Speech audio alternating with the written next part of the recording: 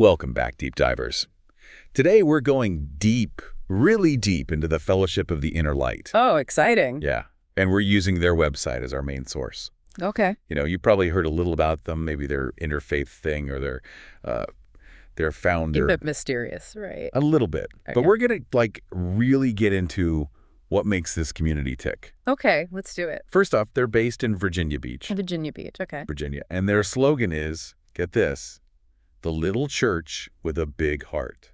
I like that. That big heart part, it hints at something more, welcoming. Right, not your typical, Exactly. And Yeah. they call themselves interfaith. Yeah. Right. So how does that work? I mean, practically. Right, what does interfaith actually look like, Yeah. On the ground Yeah. in the fellowship? Well, they seem to be all about embracing all the different traditions and beliefs, Okay. but also emphasizing what connects us all. The love, light, and joy, sort of like weaving a tapestry from the different threads. Mm-hmm. I love that. That's a great analogy. And it seems like this idea of, interconnectedness is really central to how they think. They use this term Christ consciousness, Oh, interesting. which is a little bit outside the... Not your average Sunday school term. Exactly. Mm. What do you think they mean by that? It seems like they're pointing to something that's within all of us, like a divine spark, not just Christian, Oh, I see. So it's more about tapping into a universal kind of awareness. Right, exactly. And that resonates with a lot of different traditions, not just Christianity, Buddhism, Hinduism, you name it. So they're kind of pulling from all these different sources, making something new. Yeah, it's a blend. A blend, yeah.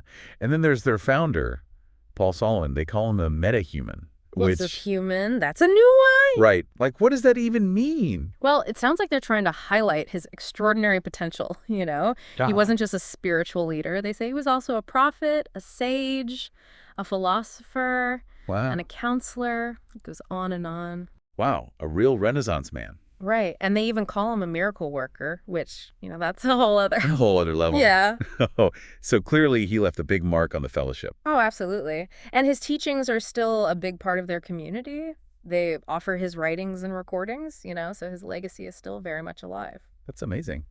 It seems like they've built a really strong community around his vision. Yeah, definitely a vibrant community. And speaking of community, let's talk about their services. They call them Joy in Worship. Yeah. Joy in Worship. That's a nice name. Very upbeat. It is. Conveys a sense of celebration, doesn't it? Definitely. And their speakers are wow, some interesting topics. They have, for example, Lloyd Kramer coming up to talk about biblical family values.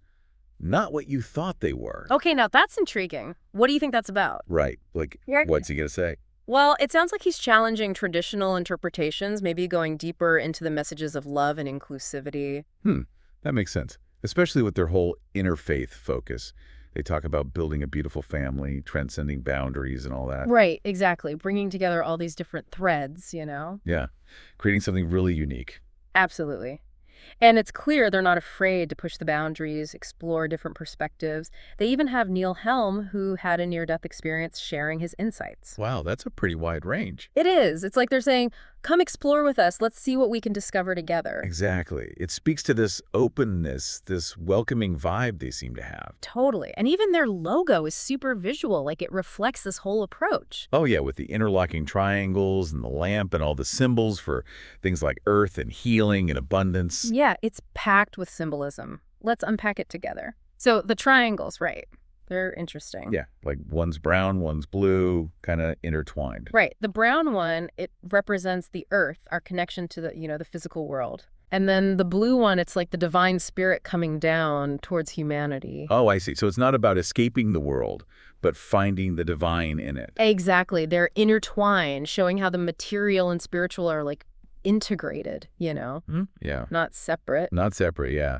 And then there's the lamp in the middle, which is a classic symbol for knowledge and stuff. Totally. And that totally connects to their whole thing about seeking truth, Expanding consciousness. Right. Illuminating that divine spark within. It's like they're saying, let your light shine. Exactly. And then look closer, you see those smaller triangles within the big ones. Oh, yeah, for abundance, Yeah. healing, art. Those are important. It's like they're saying, hey, a fulfilling life has all these aspects. Spiritual, physical, creative. Right. It's holistic, Yeah, like a roadmap for a good life.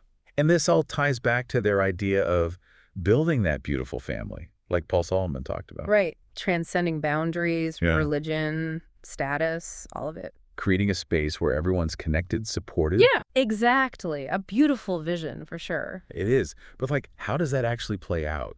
What's it like to actually go to one of their services?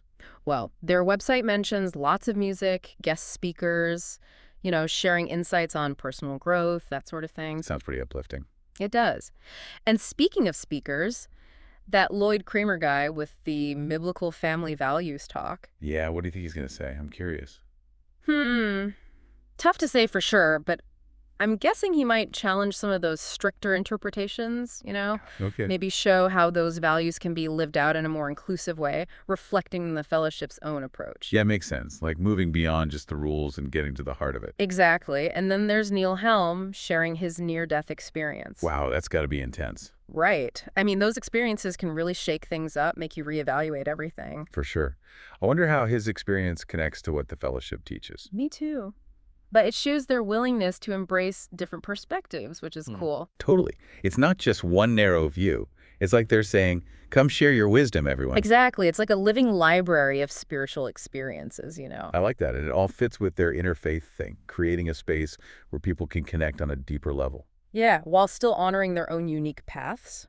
It sounds like they built something really special. They have. It's grounded, but also expansive, welcoming, but also thought-provoking, Totally.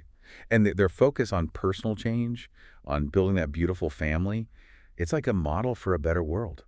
It is. So anyone listening who's intrigued, what should they do? Well, their website is a great place to start. Tons of info there. And if you're ever in Virginia Beach, check out a service in person. Yeah, experience it firsthand. Exactly. Plus, you might catch one of those awesome speakers we talked about. I have to admit, I'm kind of curious now. Me too. They're doing some really inspiring work, that's for sure. Yeah, it's a good reminder that there are communities out there trying to build bridges, Totally. Fostering growth, creating a more loving world. It's a message we all need to hear. Absolutely. It's amazing what you can find just by looking at a website. I know, right? And I think what really strikes me about the fellowship is like their optimism. They really believe in that love and light and joy stuff. Yeah, they really do. And they can, change people, change the world even. Yeah, you can feel that positive energy in everything they do. It's pretty cool. It's almost contagious. And I think that's why people are drawn to them, Yeah. It's a message of hope, especially when things feel so, divided these days. Totally. But it's not just about feeling good, right? They're actually out there doing stuff, community programs, trying to build bridges between different groups. Exactly. Like putting Paul Solomon's vision into action, that whole beautiful family idea. Right, extending across all those barriers. It makes you wonder, could this kind of approach, this interfaith thing, actually help bring more peace to the world? It's a big question. But I think the fellowship is showing that it's possible, Honoring our differences, Yeah. but also realizing we're all connected. Yeah, that's a message that really resonates, especially now. It does. It reminds us that we all have a part to play in making things better, Yeah. Starting with ourselves, then our families, our communities, the whole world. So for someone listening who's like, okay, I'm interested, what's the next step? Well, their website's a good start, like we said. Lots of info there, plus ways to connect with others. And if you're ever in Virginia Beach, Yeah, go to a service. See it for yourself. get the real experience. Exactly. You might even get to hear one of those speakers we talked about. Who knows, maybe have a meta-human experience yourself. Right. But seriously, you might find yourself, inspired to shine your own light a little brighter. Well said. This has been a really interesting deep dive. Thanks for joining us. My pleasure. And remember, the journey towards a better world starts with each one of us. So go out there and spread that love, light, and joy. And until next time, keep seeking, keep exploring, and keep those deep dives going.